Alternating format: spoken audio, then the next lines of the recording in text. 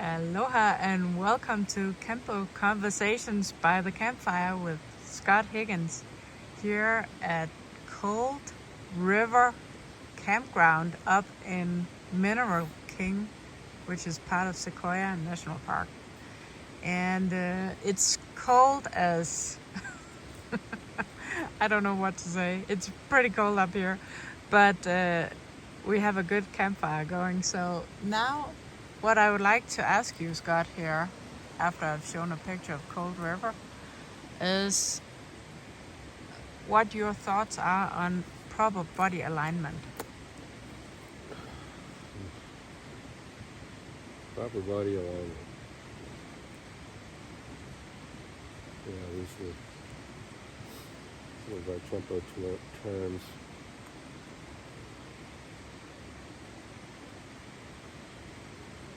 Yeah. Well, like anything, like these trees, they're aligned in such a fashion they can get the most out of the sun. And the configuration that they're not going to fall out, gravity isn't going to pull them down, so I think a lot of things in nature and the human body, it has, we have to look at alignment. We keep our back straight when we're walking, and our balance is correct, and weight distribution and all that stuff. But on anatomical, we don't walk sideways like a crab, we walk forward, so anatomically we're designed for certain things, movement. But, so proper body alignment, again, Ms. Parker always talked about being efficient, and,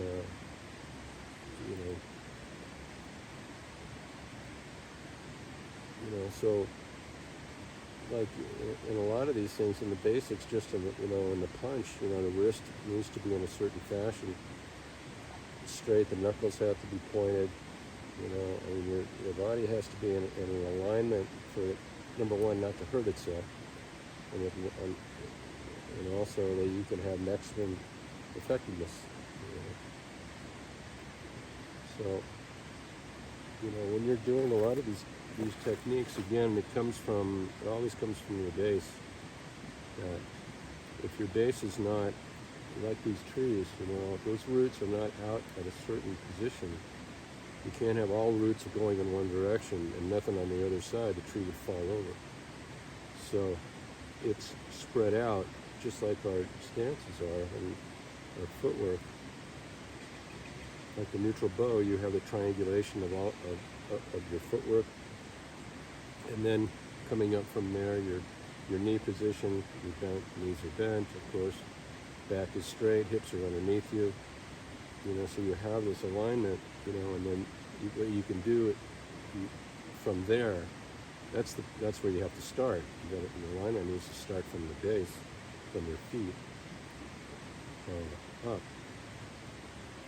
So, What happens when you don't have proper body alignment? How can you see that? yeah, well, if you walk sideways like a duck, it throws your balance off. If you're standing naturally, if you're just standing naturally, and then you start opening your stance, point your toes out and out, you'll find that your balance, it goes backwards.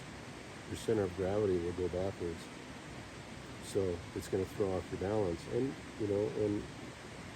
and clearly you're not going to have the effectiveness. You may be able to strike, but if you got one foot going this way and the other foot going that way and you're trying to hit something, sure, you could hit it, but it's not going to have the maximum efficiency and maximum effectiveness. So that's, these things are really important that people I don't think give enough attention to that is my alignment correct? Because there's, people are very strong, a lot of guys, and so they just use the strength instead of really paying attention to being efficient. What example would be a good illustration in Kenpo about proper body alignment? Could you give an example of that, where you can really see where it's not there and when it's there?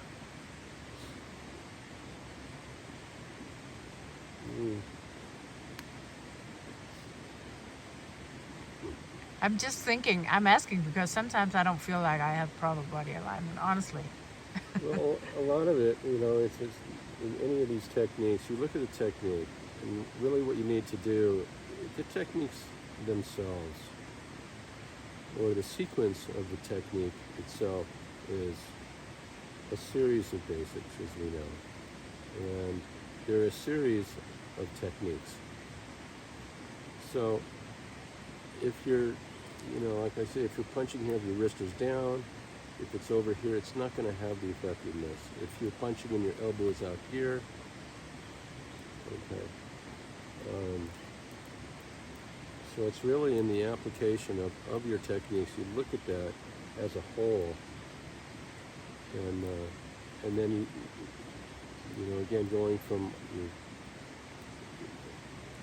one. So if you have this angle, then you go to this angle. So I don't want to do necessarily have my arm go straight out, and then try to go from that point of origin over to something like that. Have a position.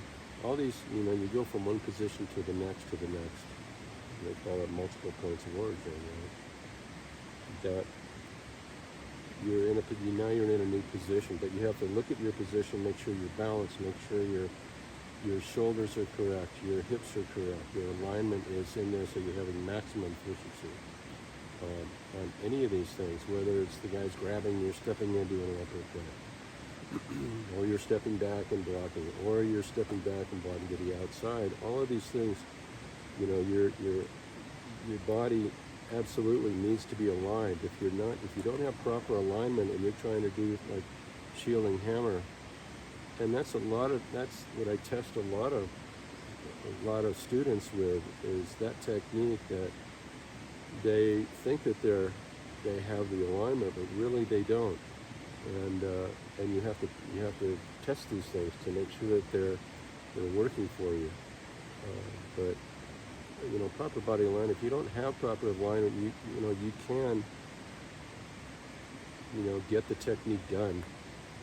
But is that our mission? Just to get through the technique. It's Mr. Parker always asked us. He wanted to know that. He always asked us to make sure that we knew what we were doing. He wanted us to know exactly what we're doing in each position, at each time, not just do 5 swords and, oh, that looks great. What are you doing over here? You're doing conquering shield. You're doing these different things. What's going on in this action? Those are things that it's really, really important to dissect and look at the technique. So in my experience, when I work a technique, I'll pick a sequence, a technique sequence, right? And you look at what's going on in that. And what happens with that, it's a very interesting thing, that it starts to take on sort of a mind of its own sort of thing. It starts morphing into different things. You can see how this relates to this relates to that, this relates to that. All these different things start coming out into play. If you have a working knowledge of all your techniques and all the principles, and you can see how each of these principles is being applied, not all the techniques in each move, but the techniques, you can have several principles going on in one movement, or a couple. It really kind of depends, but that's where the interesting part of it is what exactly is going on at this moment. And people I don't think give enough credit to that, don't really look at it in those sort of terms, that it's sort of a living, breathing exercise, and these things can really you can if you really take the time to take these apart, you can take them apart, you rearrange them, put them back together different ways, and you can see that's how you actually really learn, and that's where you can get in. That's where mastery is. It's the absolute understanding of what you're doing right at that moment, and with all of these techniques, and at the moment of combat, or the moment of that you need to do it, that's when it comes out. If if you know precisely what you're doing in all of these techniques, not just a little bit, not how to do one thing, but what are you doing in this thing, you'll be able to change that, because that's when you get into the what if, right? You have the idea, you have the what if from formulation. But it's the what if that's really the important learning part of it. Is anybody can duplicate a series of movements, but if you start changing it, if you start checking, you do a technique, you do 5 swords, and you try to do your hand sword, what if he checks you? What are you going to do there? You know, so, or any of these techniques, you do dance of death, you know, if the guy checks out, or the knee is not there, or actually the knee, you run into the knee. You know, it's all of these variables. That's where your real learning is going to come in, when you start really examining the what if. And be creative. Don't just assume that this is, you're going to be able to pull it off in the street. You know, it's just not going to happen. It doesn't happen like that. And that's been my experience. I've never used one technique completely.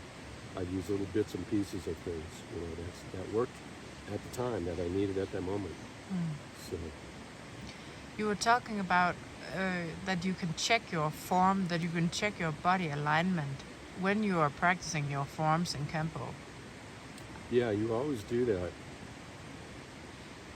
When you're going through, sometimes we can go our technique, we go through so fast that our balance is really not there, and our alignment really isn't there, but we're getting it done, and we're off into another technique. But if you slow it down, and you go from each movement, is my alignment correct? Is my form correct?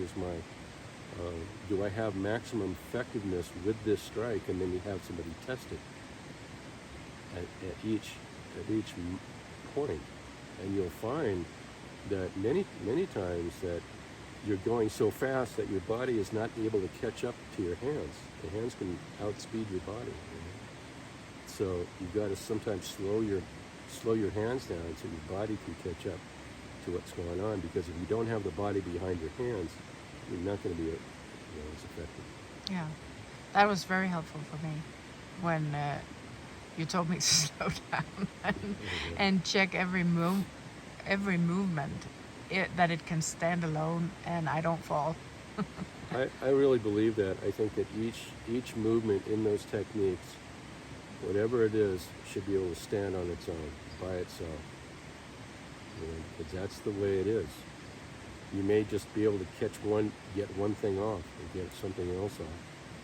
But that's what I think is really is helpful, is to do each movement, check it after each movement.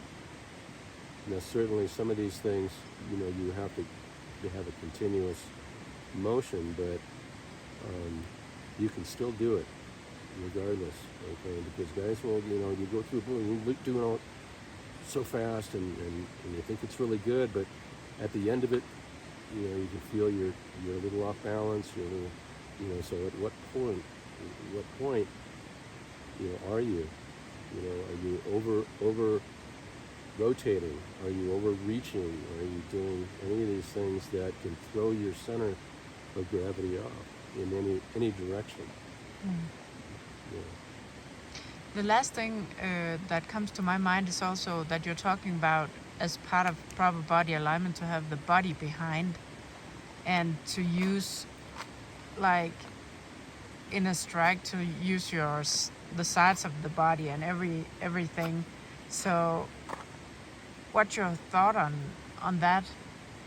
You know, how can you check oneself that you have the maximum power, especially when you're a woman and you're not that strong, so your technique needs to be really good? Well,